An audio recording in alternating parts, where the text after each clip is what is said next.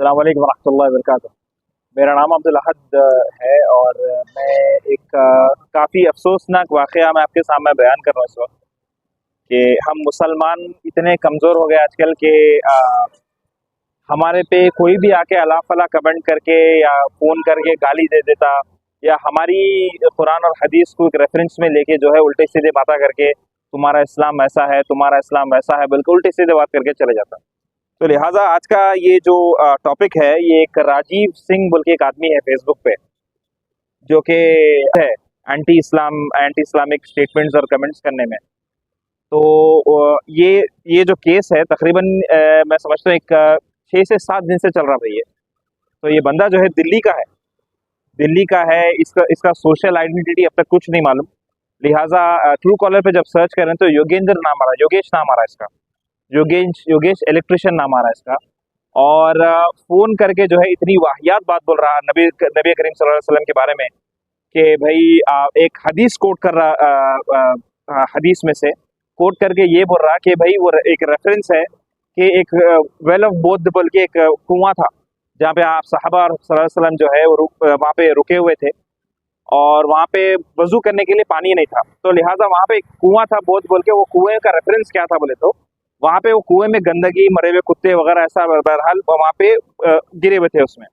तो सहाबा इकराम नबी करीम सल्लल्लाहु अलैहि वसल्लम से पूछे कि ए अल्लाह के रसूल, ये ऐसा कुआं है, इसमें गंदगी है, तो क्या हम इससे वजू बना सकते हैं? तो अब नबी करीम सल्लल्लाहु अलैहि वसल्लम का फरमाना ये था कि पानी जो है कभी गंदा नहीं हो सकता, तो लिहाजा उसकी एक डेंसिटी चेक करें कि अगर पानी वो लेवल से अगर नीचे ज़्यादा गंदा है तो आप वजू नहीं बना सकते। तो लिहाजा वो रेफरेंस ये कोट करके ये ऐसे गंदे गंदे बातें बोल रहा कि तुम्हारे नबी जो है नौज़ुबिल्लाह मिन ज़ालिक गंदगी के पानी से वजू बनाते थे, गंदगी का पानी पीते थे। और 9 साल की उम्र में नौज़ुबिल्लाह मिन ज़ालिक आयशा रज़ियल्लाहु तआला अन्हा को रेफरेंस में लेके बोल रहा कि इन्हों जो है आयशा रज़ियल्लाहु तआला को रेप करे, अल्लाह इसको नस्तो नाबूद कर दे, ऐसे बोलने वालों को। तो भाई हमारी एक ही रिक्वेस्ट है पूरे उम्मत मुस्लिमा से कि भाई देखिए, ऐसे प्रोवोकेटिव स्पीचेस को रोकने के लिए हमारा मुत्तहिद होना वो ज़्यादा ज़रूरी है। जब तक हम एकजुट होके इस चीज़ के खिलाफ नहीं बोलेंगे तो हमारा कुछ नहीं हो सकता। देखिए, आपसी रंजिश और इख्तलाफात दूर रख के अगर हम है, कोई सुनने में आ रहा है कि तो वो दिल्ली का है, तो वो हुजूर सल्लल्लाहु अलैहि वसल्लम के खिलाफ और आयशा रज़ा तआला के खिलाफ बहुत बुरे बात बोला, जो हम बयान नहीं कर सकते बिल्कुल, और बर्दाश्त भी नहीं कर सकते। तो हम यहाँ पे साइबर कैफे आए थे, साइबर क्राइम आए थे, हम कंप्लेन करें। इंशाल्लाह वो लोग बोले कि हम एक्शन लेंगे, एफआईआर कर दीजिए आप। तो ये है उसका डिटेल्स पूरा 4-5 पेज का है। वो उसकी चार्टिंग, वाहियात, गंदी से गंदी बात, जितनी भी गंदी बात बोल सकता है वो बोला है वो। तो हम बर्दाश्त नहीं करें। ये मेरे ग्रुप के बच्चे हैं, हम बहुत अपील करें ग्रुप में भी कि आइए, जो भी मुसलमान है आइए, पर सबको अपने अपने काम है और ये भी नहीं बोल सकते कि ईमान की बात है, सब अपने अपने मसरूफियात में हैं। 2 केसेस है ये, हम 2 केसेस का हम यहाँ पे एफआईआर करें, तो इंशाल्लाह उम्मीद है कि उसके खिलाफ कोई ना कोई एक्शन लेंगे। वो कुछ हदीस कोट करा है, हदीस के बारे में ये बताएंगे आपको। कौन सी हदीस है वो? उनकी हदीस है कि हुजूर सल्लल्लाहु अलैहि वसल्लम एक कुएं में कुछ गंदगी थी, हाँ कुछ गंदगी थी, तो उनका कहना है, वो बच्चे का कहना है कि तुम्हारे हुजूर गू के पानी से वजू बनाए, नौज़ुबिल्लाह। और आयशा रज़ियल्लाहु अन्हा के खिलाफ तो इतनी बुरी बात बोले कि मैं बयान भी नहीं कर सकती, मैं जबान पे भी नहीं ला सकती। तो ये बिल्कुल बर्दाश्त नहीं होगा। हम बोलते हैं उनके रिलीजियस के बारे में कुछ, हमारे ऊपर इतना हो रहा है, हम सब मुंह बंद करके बैठे हुए हैं। तो इसका मतलब ये नहीं हमको चैलेंज कर रहे।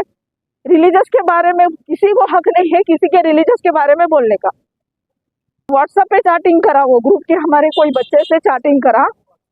नहीं, वो जहाँ पर भी उसको टोपी वाला दाढ़ी वाला दिखा, उसको कैच करता है, वो उससे दोस्ती करता है और शुरू होता है।